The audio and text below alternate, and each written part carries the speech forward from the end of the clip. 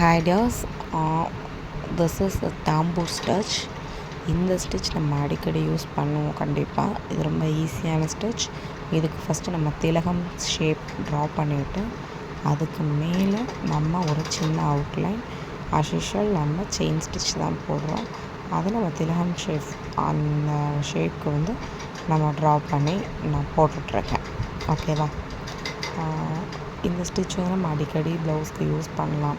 இப்போ ப்ளவுஸ்க்கு நீங்கள் ஒரு பிகாக் டிசைன் கொடுக்குறீங்க, இல்லை ஒரு மாங்காய் டிசைன் கொடுக்குறீங்க அப்படின்னாலுமே இது மாதிரி ஃபில்லிங்ஸ் நீங்கள் யூஸ் பண்ணலாம். இது ரொம்ப ரொம்ப ரொம்ப ஈஸியான ஃபில்லிங். நம்ம நார்மலாக நீங்கள் வந்து எப்படி செயின் ஸ்டிச் போடுவோமோ அதே தான் செயின் ஸ்டிச் வந்து நெக்ஸ்ட் ரோவில் நம்ம போட போகிறோம். ரொம்ப ஈஸியான ஃபில்லிங். ஓகேவா? இது வந்து தாம்பூர் ஸ்டிச்.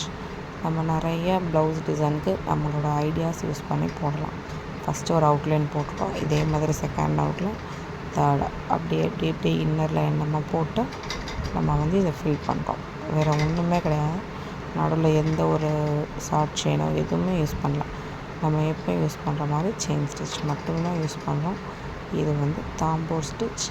நிறைய ப்ளவுஸ் யூஸ் பண்ணுவோம். இன்கேஸ் இது உங்களுக்கு நடுவில் கேப் இருக்கிறது ஒரு ஸ்டோன் மரடியை வச்சு கூட ஃபில் பண்ணலாம். அழகாக இருக்கும்.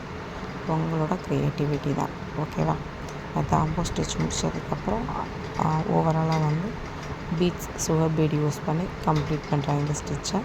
இதுக்கப்புறம் நம்ம வந்து பீட்ஸ் யூஸ் பண்ணி ஸ்டிச்சஸ் நெக்ஸ்ட் கிளாஸில் பார்க்க போகிறோம்.